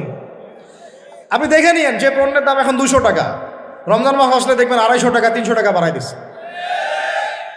এটা ব্যবসায়ীরা করবে, অনেকেই, অনেক অসাধু ব্যবসায়ী করবে, এটা অনেকেই করবে, এখনও চলতেছে। আমাদের বাংলাদেশে এমন কিছু নাই যেটা উৎপন্ন হয় না। আমরা যদি আমাদের এখানে সঠিক জাকাত ভিত্তিক অর্থনীতি থাকতো এবং সততা থাকতো, ইনসাফ থাকতো, আমানত থাকতো, আমাদের জিনিস আমরা খেয়ে শেষ করতে পারতাম না, এরপর বাকিটা রপ্তানি করতে পারতাম। অনেক কথা ভাই, এগুলো অর্থনীতির বিষয়, আরেকদিন কথা হবে ইনশাআল্লাহ। রমজানে আসছি যেহেতু এতটুকু নসিহত করি। 3 নম্বর, যে ভাই আমরা এমনভাবে খাবো না যে খাওয়ার মনে হয় জানোয়ারের খাওয়া। ঠিক আছে ভাই, পুষ্টিকর খাবার খাবো, কিন্তু পরিমাণে কম। কম বলতে কি একবারে কম না, আপনার প্রয়োজন অনুযায়ী 3 ভাগ করে, 1 ভাগ খাবার, 1 ভাগ পানি, 1 ভাগ ফাঁকা, সুন্নাহ অনুযায়ী। আল্লাহ পাক তৌফিক দান করেন, আমিন। 4 নাম্বার হচ্ছে রমাদান মাস মানেই কোরআন। রমাদান মাস মানে কি? এই রমজানে আমরা সবাই বেশি থেকে বেশি কোরআন তেলাওয়াত করবো ইনশাআল্লাহ। কারা কারা পারি হাত তুলি? আলহামদুলিল্লাহ, হাত নামা। সবাই পারেন কোরআন তেলাওয়াত? মাশাআল্লাহ, মাশাআল্লাহ। এটাই তো চাই, বাংলাদেশের ঘরে ঘরে প্রত্যেক ব্যক্তি যেন কোরআন তেলাওয়াত করা জানে, এটাই তো আমরা চাই। এমন যদি হয় যে 100% মানুষ কোরআন তেলাওয়াত করতে পারে, 16 কোটি মুসলিম, দিন কায়েম হয়ে যাবে ইনশাআল্লাহ, ইনশাআল্লাহ, ইনশাআল্লাহ। ভিতরে কাজগুলো করেন, আল্লাহ পাক তৌফিক দান করেন। তো ভাই, কোরআন আমরা রমজানে বেশি থেকে বেশি পড়বো ইনশাআল্লাহ ভাই, ঠিক আছে? যারা পারি না, একটা লিমিট ফিক্স করি, কমপক্ষে দিনে 1 পারা, দিনে কমপক্ষে 1 পারা, তাহলে 30 দিনে 1 খতম হবে। ওকে, আরও বেশি পারি 2 পারা, তাহলে 2 খতম হবে। আরও বেশি পারি 3 পারা। এমন আমাদের ইমামদের যুগে, আমাদের 4 ইমামদের যুগে, সলফে সালেহিনদের যুগে প্রতিদিনই 1টা করে খতম দিতেন তারা। সুবহানাল্লাহ, তাদের সময় আল্লাহ বরকত দিয়েছিলেন। সুবহানাল্লাহ, সারা রাত জেগে তেলাওয়াত করতেছেন, নামাজ পড়তেছেন, দিনের বেলা তেলাওয়াত করতেছেন। রমজান মাস হচ্ছে কোরআন নাজিরের মাস। এই মাসে যে হতভাগা কোরআন পড়তে পারলো না, তার জন্য আফসোস করা ছাড়া কিছু করার নাই। রমজান মাসে কোরআন আগে পড়বো, কোরআন শিখবো। না পারলে কি করব? না পারলে 1 মাসে শিখবো, অন্যকে শেখাবো, কোরআনের দার্স দিব, কোরআনের মাহফিল হবে, কোরআনের তাবলিগ হবে, কোরআন নিয়ে আলোচনা হবে ইনশাআল্লাহ। আমরা জানবো কোরআনের মধ্যে কি আছে। এটা জানার সবচেয়ে উত্তম মাস হচ্ছে কি? রমাদান। আল্লাহ পাক তৌফিক দান করেন, আমিন।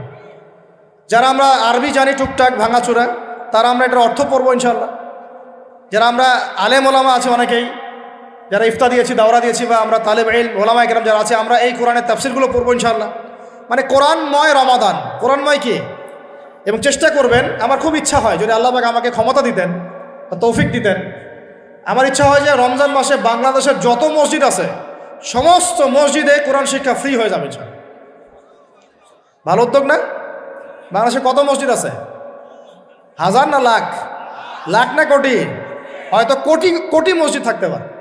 প্রত্যেকটা মসজিদে যদি বিনামূল্যে কোরআন শিক্ষা কার্যক্রম করা যেত রমজান মাসে, এক মাসে আপনি দেখতেন প্রায় মিনিমাম 5 কোটি মানুষকে কোরআন শেখানো যায়। তাও হাতে কলমে। তাও কি হাতে কলমে? বই দেওয়া হতো ফ্রি, আর ওই যারা টিচার ক্লাস নেবে ওদেরকে বেতন দিব, ভাতা দিব সরকার থেকে। দেওয়া যায় না? দেওয়া যায় না? আচ্ছা, যদি গভর্নমেন্ট নাও দেয়, আপনারা জাকাত থেকে দিতে পারেন, সদকা থেকে দিতে পারেন, পারেন না? নিজেদের পকেট থেকে দিতে পারেন, নিজের ব্যবসা থেকে দিতে পারেন, এলাকা ভিত্তিক দিতে পারেন। কত উৎস আছে না? যদি এভাবে প্রত্যেকটা মসজিদ থেকে কোরআন শিক্ষা কার্যক্রম চালু করা হয় রমজান মাসে, আমরা দোয়া করি আল্লাহ পাক যেন এই কথাটা পৌঁছে দেন উপরের লেভেলে, এবং তারা উদ্যোগ নেয়। জানি না উদ্যোগ নেবে কিনা, আমাদের দায়িত্ব পৌঁছে দিলাম। তো অ্যাটলিস্ট যদি সবগুলো মসজিদে নাও হয়, প্রত্যেকটা এলাকায় যদি একটা করে মসজিদও হয়, তবুও দেখবেন কয়েক কোটি মানুষকে কোরআন শেখানো যাবে ইনশাআল্লাহ। কোরআন ছাড়া এই জাতিকে আপনি ফিরাতে পারবেন না। কোরআন ছাড়া এই যুবকদেরকে মাদক থেকে ফেরানো যাবে না।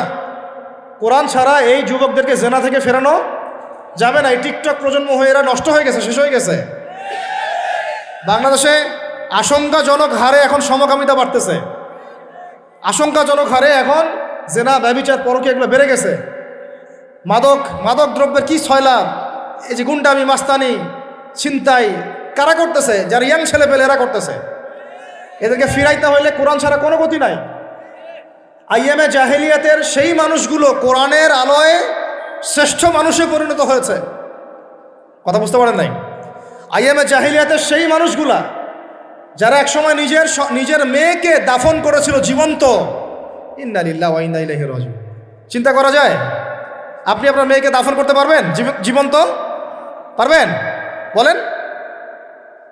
এরকম মানুষ যারা এই কাজ করেছিল, তারা কোরআনের সংস্পর্শে এসে সোনার মানুষে পরিণত হয়েছে।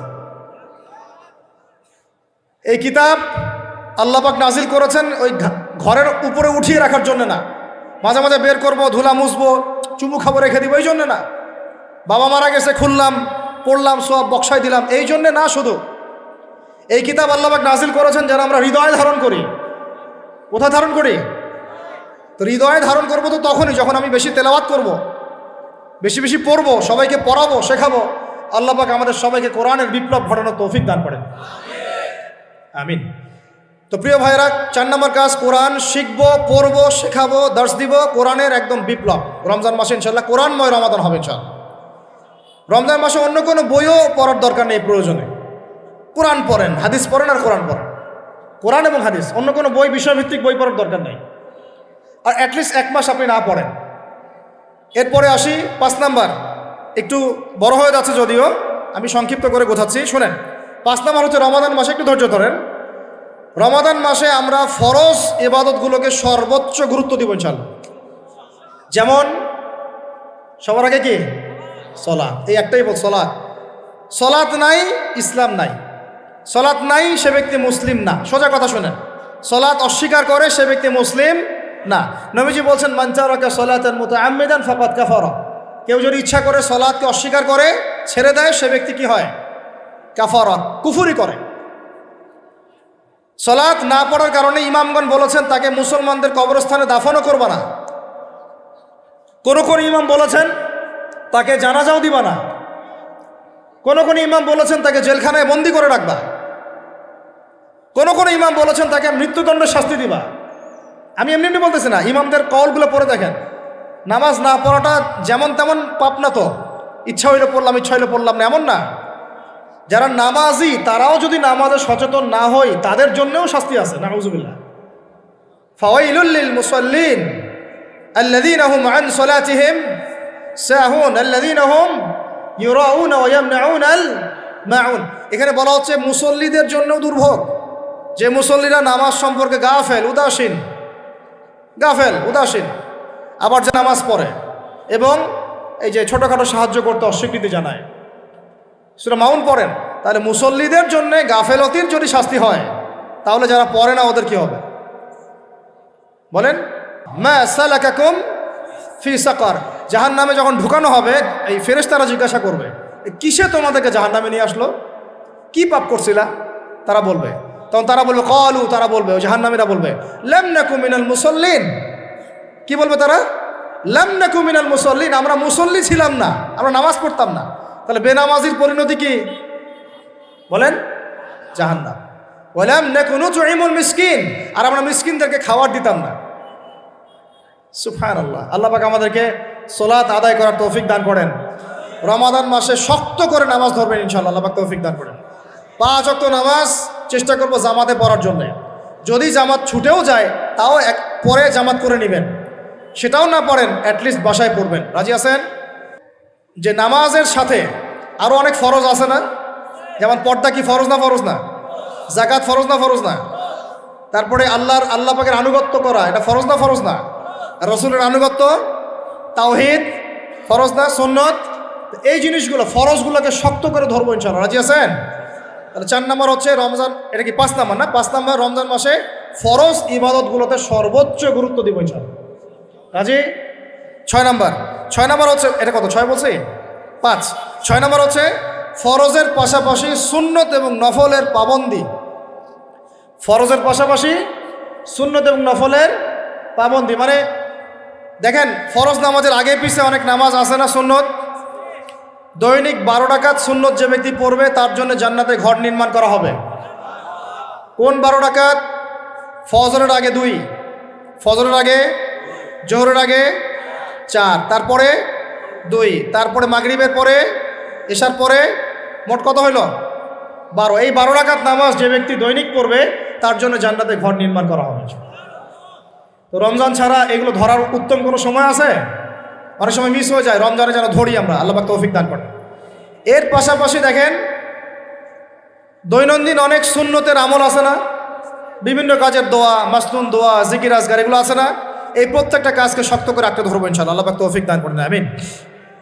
যে কাজটা করবেন তার আগে জেনে নেবেন ওই কাজটা কিভাবে করলে সুন্নত হবে। সকালে উঠে এক দৌড় দিয়ে বাথরুমে যাবেন না, উঠে আগে বসবেন, চোখ ঘষবেন, মুখ থেকে ঘুমের ভাব দূর করবেন, তারপরে বলবেন আলহামদুলিল্লাহ আল্লাযী আহইয়ানা বা'দা মা আমাতানা ওয়া ইলাইহিন নুশুর। তারপরে আপনি যাবেন আস্তে আস্তে বাথরুমে, বাম পা দিয়ে ঢুকলেন, ইস্তেঞ্জা করলেন, ডান পা দিয়ে বের হবেন। ঢোকার সময় দোয়া আছে আল্লাহুম্মা ইন্নী আউযু বিকা মিনাল খুবসি ওয়াল খাবাইস। বের হওয়ার সময় আলহামদুলিল্লাহ আল্লাযী আযহাবা আনিল আযান ওয়া আফানি গুফরানাকা দোয়া আছে। এগুলো সুন্নাহ মোতাবেক কাজ করবেন। বুঝাতে পারতেছি? কাপড় পরবেন, যে কোনো কাপড় পরবেন না। যে কাপড় যে সুন্নত নবী পরতেন সেই সুন্নত পরবেন। চেহারা নবীর মতো হতে হবে, ক্লিন শেপ চেহারা চলবে না, ক্লিন শেপ চেহারা চলবে না। অনেকে মনে করেন যে এটা তো ফরজ কিছু না, এত তাচ্ছিল্য করেন কেন? এটাকে শেভ করা মানে হলো নবীর সুন্নতকে জবাই করা। বুঝাতে পারি নাই? এক মুষ্টি রেখে কাটেন সেটা আলাদা ইস্যু, আলাদা মাসআলা। কিন্তু পুরুষের চেহারায় দাড়ি থাকতেই হবে, মাস্ট বি। পোশাক আশাক থাকতেই হবে নবীর মতো। আমরা আমাদের সংস্কৃতি নিয়ে গর্বিত না? গর্বিত না? ইসলামিক সংস্কৃতি কোনো দেশ, জাতি, বর্ণ নির্দিষ্ট করে আসে না সবার জন্যে? আমাদের নবী কি আরবদের নবী না পুরো বিশ্বের নবী? তাহলে আমাদের নবীর সুন্নত কি শুধু আরবরা পালন করবেন, আমরা সবাই করব? এখন আমাদের সবার চেহারা নবীর সুন্নাহ অনুযায়ী হতে হবে। গোফ ছোট করতে হবে, দাড়ি লম্বা করতে হবে, পোশাক ঠিক করতে হবে, টাকনুর উপরে কাপড় পরতে হবে। এখন ছেলেরা পরে টাকনুর উপরে কি, হ্যাঁ ছেলেরা পরে টাকনুর নিচে, আর মেয়েরা পরে কি উপরে। এরপরে বসে ছেলের সাথে বাইকে, দেখবেন হাঁটু পর্যন্ত দেখা যায়। বিষয়টা এমন না? এখন হুজুর আপনারাও দেখেন না? আমরা দেখি না, আপনারা দেখান। আমরা কি করি না? আমরা দেখি না, বরং আপনারা দেখান। দেখালে আমরা চোখটা সরাই বলি আউযু বিল্লাহি মিনাশ শাইতানির রাজিম। চোখে বললে আমরা কি বলি? আউযু বিল্লাহি মিনাশ শাইতানির রাজিম।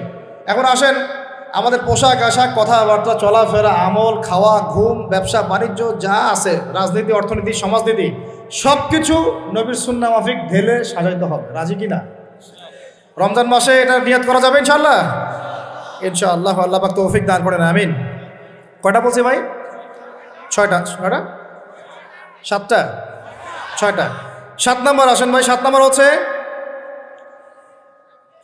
হচ্ছে আমরা কোনো অবস্থায় হারাম কোনো রিজিকে যাব না। রাজি?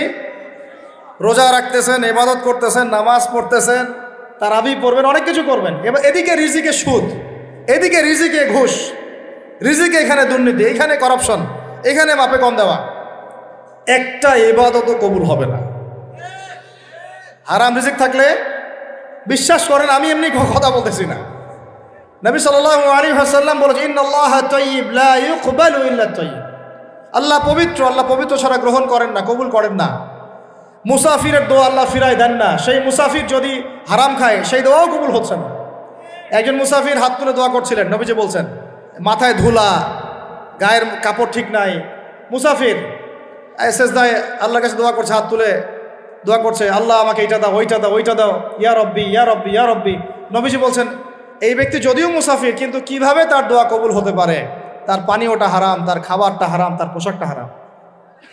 যেতে পারছি ভাই? এমনিতে মুসাফিরের দোয়া কবুল হয়, 3 ব্যক্তির দোয়া আল্লাহ ফিরায় দেন না। কয় ব্যক্তি? এক নম্বর হচ্ছে মুসাফির, 2 নম্বর হচ্ছে কি সন্তানের জন্য পিতামাতার দোয়া, আর 3 নম্বর কি মাজলুমের দোয়া। মাশাআল্লাহ, আপনারা তো জানেন ভালোই। মাজলুম মানে কি? যার উপর জুলুম করা হয়েছে, আমরা এখন কিন্তু সবাই মাজলুম, তাই না ভাই? পুরো মুসলিম উম্মাহ এখন মাজলুম। তো ইনশাআল্লাহ এই অবস্থা থাকবে না। ইনশাআল্লাহ জালেম যেখানে জুলুম করবে এর পতন হবে, সমস্ত জালেমদের পতন বিশ্ব থেকে হবে ইনশাআল্লাহ। এটা সময়ের ব্যাপার। কিসের ব্যাপার? আল্লাহ পাক পরীক্ষা করছেন আমাদের। সন্তানের জন্য পিতামাতার দোয়া এবং মুসাফিরের দোয়া, কিন্তু যদি রিজিক হারাম হয় তাহলে হবে না। তাহলে আমাদের নসিহত নাম্বার কত? এটা 7। আমরা কোনো অবস্থায় হারাম রিজিকে সম্পৃক্ত হব না, রোজা রেখে তো মোটেই না, এবং এটা চর্চা করব যাতে করে আমরা হারাম থেকে বেঁচে থাকতে পারি। ঠিক আছে ভাই? 8 নাম্বার হচ্ছে আমরা রমজান মাসে সবার জাকাতগুলো দিয়ে দিব ইনশাআল্লাহ। জাকাত যাদের ফরজ হয়েছে আল্লাহর রাস্তায় জাকাত দিয়ে দেন। জাকাত দিবেন না, এটাও জাহান্নামে যাওয়ার অন্যতম কারণ। ওই সম্পদগুলোকে এভাবে গলানো হবে, গলিয়ে মুখে, গালে, পার্শ্বদেশে, চামড়ায় লাগিয়ে দেওয়া হবে। নাউজুবিল্লাহ। সূরা তাওবায় আছে এটা। কোন সূরায়? তাওবায়। জাকাত দিতে হবে। কেউ যদি জাকাতকে অস্বীকার করে সে কাফের হয়ে যাবে। কেউ যদি জাকাতকে অস্বীকার করে কি হয়ে যাবে? কাফের হয়ে যাবে। কেউ যদি মনে করে নামাজ ফরজ, নামাজ মানি, জাকাত মানি না, কি হয়ে যাবে? কাফের হয়ে যাবে। এখন আমার কথা হচ্ছে, ইসলামী অর্থনীতির মূল ভিত্তি হচ্ছে জাকাত।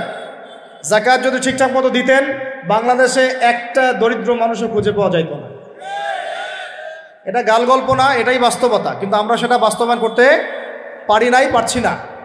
আমার কথা শোনেন ভাই, বাংলাদেশে এমন অনেক মানুষ আছে, হাজার হাজার, যাদের জাকাত যদি আপনি কালেক্ট করতে পারেন, সমাজে একটা দরিদ্র মানুষও খুঁজে পাওয়া যাবে না। এমন একজন মানুষের জাকাত দিয়ে আপনি একটা গ্রামের মানুষকে খাওয়াইতে পারবেন। মিলসের মালিক জাকাত দেয় না, গার্মেন্টসের মালিক অনেক জাকাত দেয় না, ফ্যাক্টরির মালিক জাকাত দেয় না, অনেকে কানাডায় বাড়ি ঘর করতেছেন, এখানে জাকাত দেন না। আছে না এরকম? জাকাত না দিলে ইসলামের খুঁটি থেকে নাম কাটা পড়ে গেল। ইসলামের ভিত্তি কয়টা? 5টা না? তাওহীদের পরে কি সালাত না?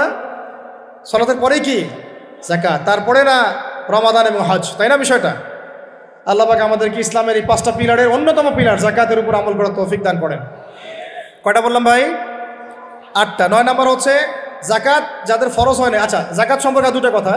জাকাত কিন্তু সোনারও জাকাত আসে, রূপারও জাকাত আসে, এই গবাদি পশুরও জাকাত আসে, আবার কৃষি জমিরও কিন্তু জাকাত আসে। কৃষি জমির ফসলের কি হয়? জাকাত আসে, ওটাকে ওসর বলা হয়। আমরা অনেকে এটা জানিও না। ওলামায়ে কেরামদের সাথে পরামর্শ করবেন, আপনার সম্পূর্ণ জাকাত আসছে কি না, এটা নিসাব পরিমাণ হলে বের করে ফেলতে হবে।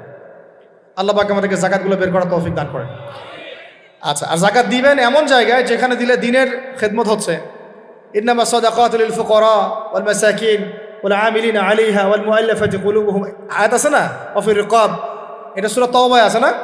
সূরা তাওবার 60 নম্বর আয়াত। কত নম্বর? 60। সূরা তাওবার কত নম্বর?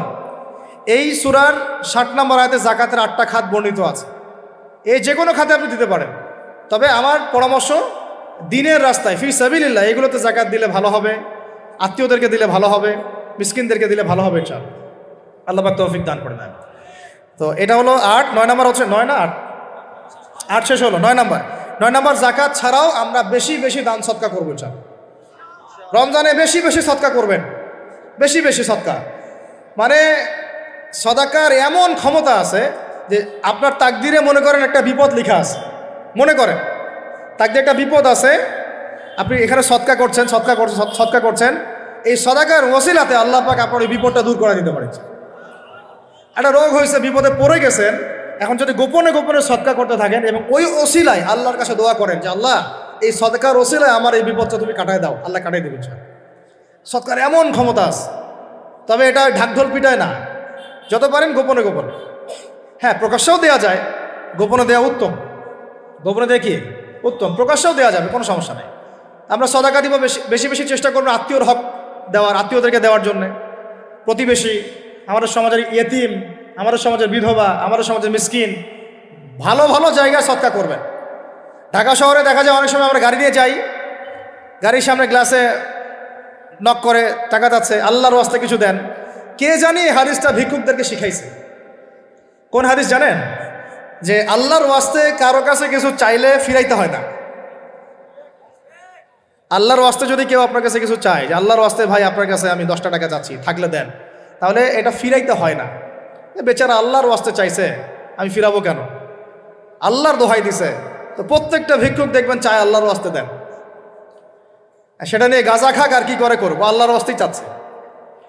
তো অনেক সময় দেখা যায় অনেক ভিক্ষুকের ফ্ল্যাট আছে ঢাকায়, কি আছে, আর আমরা ভাড়া থাকি, যারা দেই তারা ভাড়া থাকি, হয় ভিক্ষুকের ফ্ল্যাট আছে।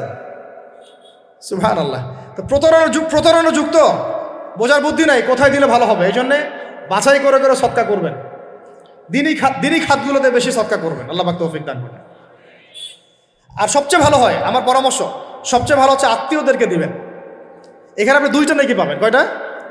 এক, আত্মীয়র হক রক্ষা করলেন, হক আদায় করলেন, তার নেকি, সদকা তো করলেন, এটার নেকি আছে। আবার আত্মীয়র সম্পর্ক বজায় রাখলেন, সুসম্পর্ক বজায় রাখলেন, এটা আরেকটা নেকি।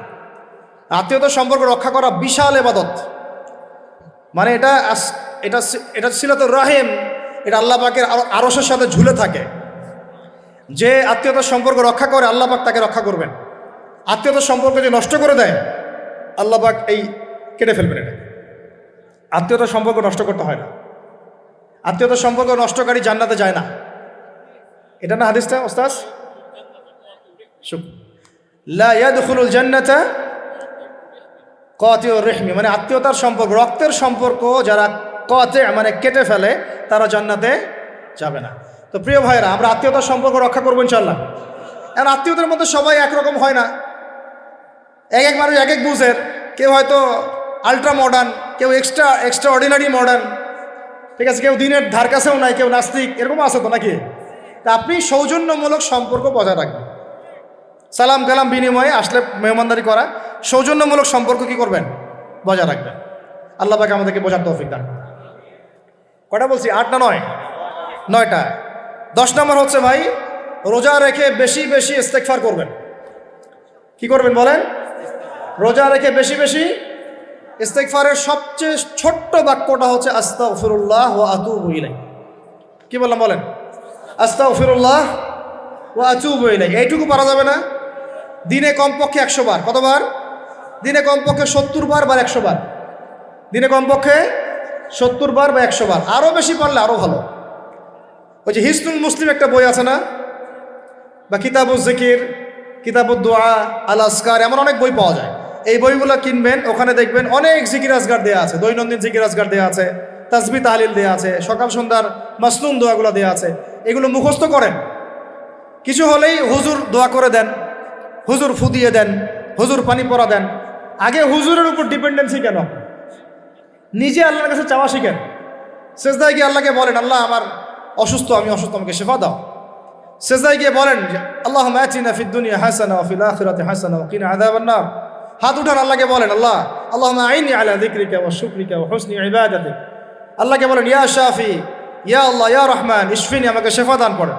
আগে আল্লাহর সাথে কথা বলা শিখেন, তাই না ভাই?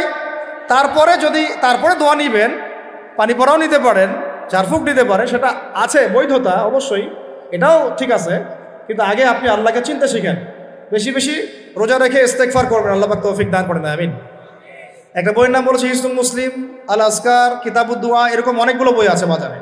এগুলো কিনে বাসায় মুখস্থ করার চেষ্টা করেন, আল্লাহ পাক তৌফিক এনায়েত করেন, বলি আমিন। কয়টা বললাম? 10টা। 11 নাম্বার, আসলে আমার মার্কিংটা উল্টা পাল্টা তো যে বুঝতে পারতেছে না, ঠিক আছে। 11 নাম্বার হচ্ছে, শোনেন, 11 নাম্বার হচ্ছে, দেখেন কোরআন খুলবেন, দেখবেন প্রথমে রোজার প্রসঙ্গ যেখানে আসছে কুতিবা আলাইকুমুস সিয়াম, সেখানে আগে আসছে সিয়ামের কথা, তারপরে আসছে শাহরুর রমাদান আল্লাযী উনজিলা ফীহিল কোরআন, কোরআনের কথা, তারপরে আবার আসছে ওয়াইদা সাআলাকা ইবাদি আন্নী ফাইন্নী করিব, দোয়া করার কথা। সুবহানাল্লাহ, কিসের কথা? প্রথমে আসছে রোজা রাখার কথা, তারপরে কোরআনের কথা, তারপরে আল্লাহর কাছে কি করার কথা? দোয়া করার কথা। যখন আমার বান্দারা তোমাকে জিজ্ঞাসা করে, যে আমার সম্পর্কে জিজ্ঞাসা করে, ওয়াইদা সাআলাকা ইবাদি আন্নী, বলো ফাইন্নী করিব, আমি কাছেই আছি, উজিবু দাওয়াতাদ দাঈ ইযা দাআন, দোয়াকারী যখন দোয়া করে আমি তার দোয়া শ্রবণ করি। সুবহানাল্লাহ। ফালিয়াস্তাজিবু লি ওয়াল ইউমিনু বি, আমি তার দোয়া শুনি, অতএব সেও যেন আমার কথা শুনে। সুবহানাল্লাহ। এবং আমার প্রতি ঈমান নিয়ে আসে। তাহলে রোজা রেখে বেশি বেশি কি করব বুঝে ফেলছেন? কি বলেন? দোয়া করবেন। কোরআনের পরে কিসের কথা আসছে? রোজাদারের দোয়া ফেরত দেওয়া হয় না। দোয়া কবুল হওয়ার অন্যতম একটা অস্ত্র হচ্ছে রোজা রেখে দোয়া করা। কেমন করে ফেরত দিবে? আল্লাহর জন্য আমরা না খেয়ে আসি, তাই না? আল্লাহ পাকের মায়া হবে না, দয়া হবে না?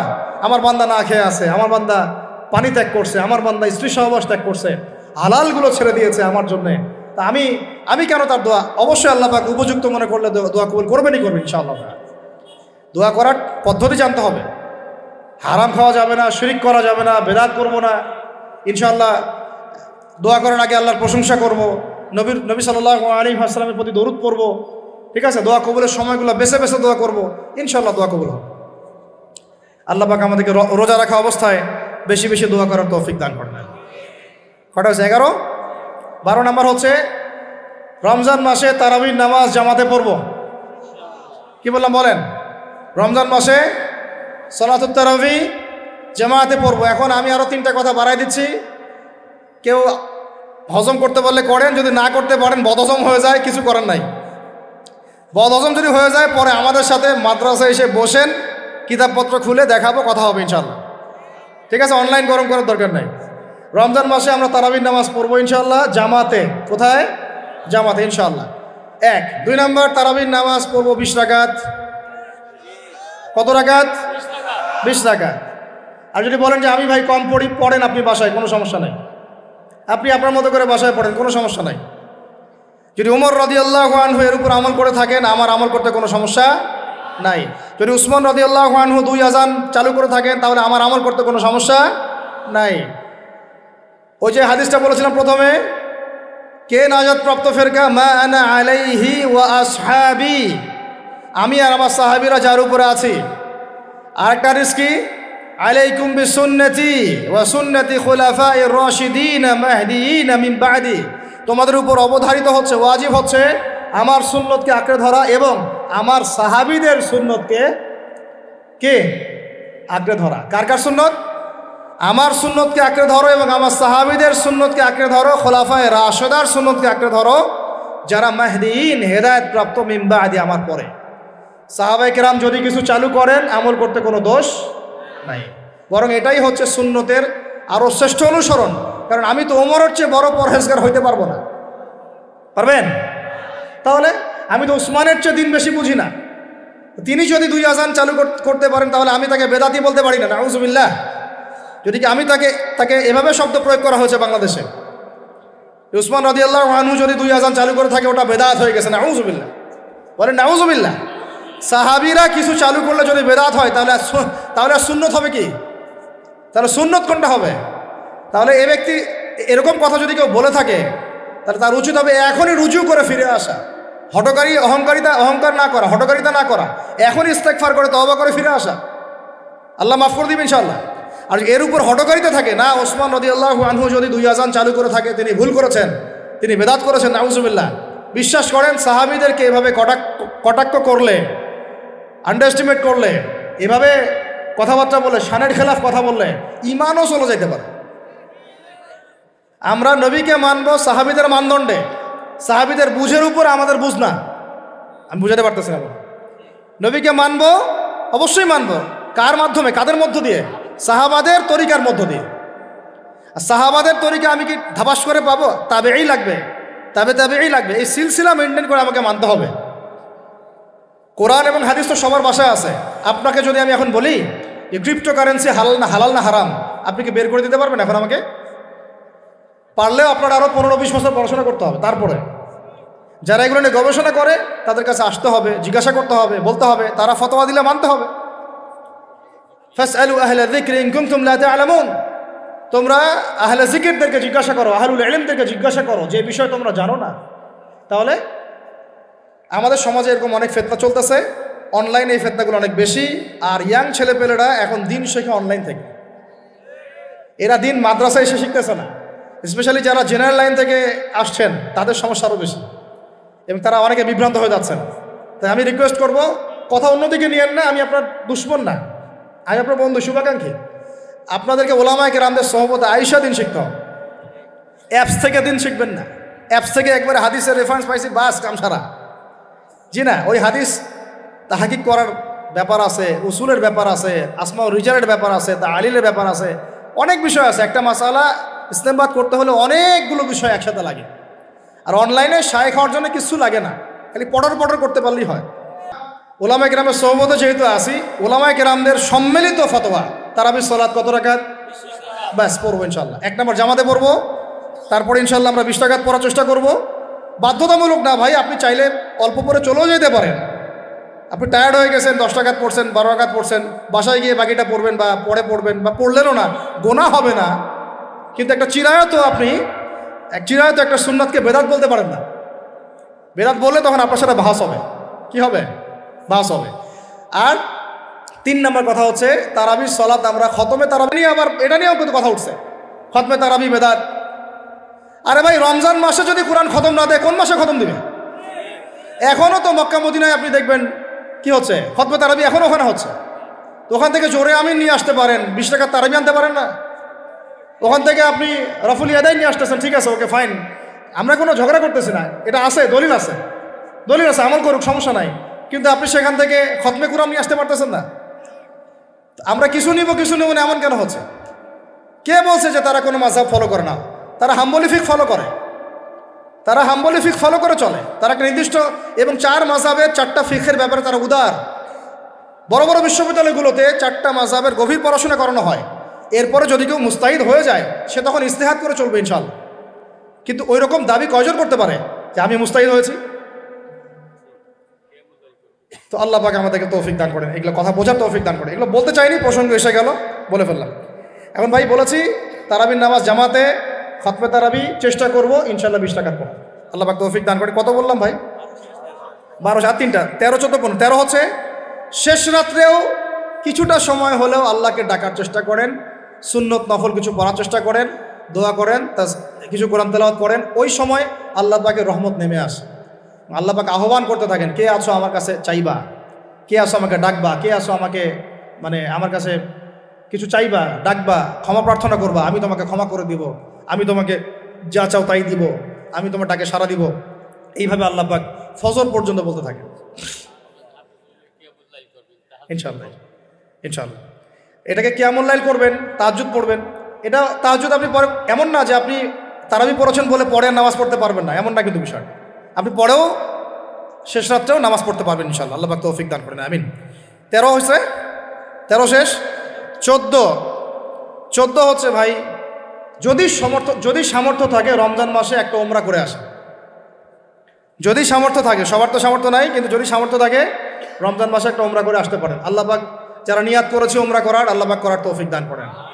আর যারা আল্লাহর ঘর দেখে নাই, আল্লাহ পাক সবাইকে দেখার তৌফিক দান করেন। যারা হজ ফরজ হয়েছে অবিলম্বে হজ করার তৌফিক দান করেন। আল্লাহ পাক আমাদের সবাইকে ফরজ হজ আদায় করার তৌফিক দান করেন। এবং যাদের সামর্থ্য আছে, আল্লাহর মাকবুল বান্দা, তাদেরকে আল্লাহ পাক বেশি বেশি আল্লাহর ঘর জিয়ারত করার তৌফিক দান করেন, আমিন। তো ওইখানে না গেলে ভাই ইসলামের অনেক কিছু বোঝা যায় না, মন থেকে উপলব্ধি করা যায় না। এই যে রাসূলের জীবনী আপনি পড়তেছেন, সুন্নতগুলো আমল করতেছেন, যখন তার রওজার সামনে দাঁড়াবেন, সালাম দিবেন, আসসালামু আলাইকা আইয়ুহান নবী ওয়া রাহমাতুল্লাহি ওয়া বারাকাতুহু, আপনার কলিজাটা একদম কেঁদে উঠবে। তখন মনে হবে যে এখানে নবী সাল্লাল্লাহু আলাইহি ওয়াসাল্লাম এখানেই আছে।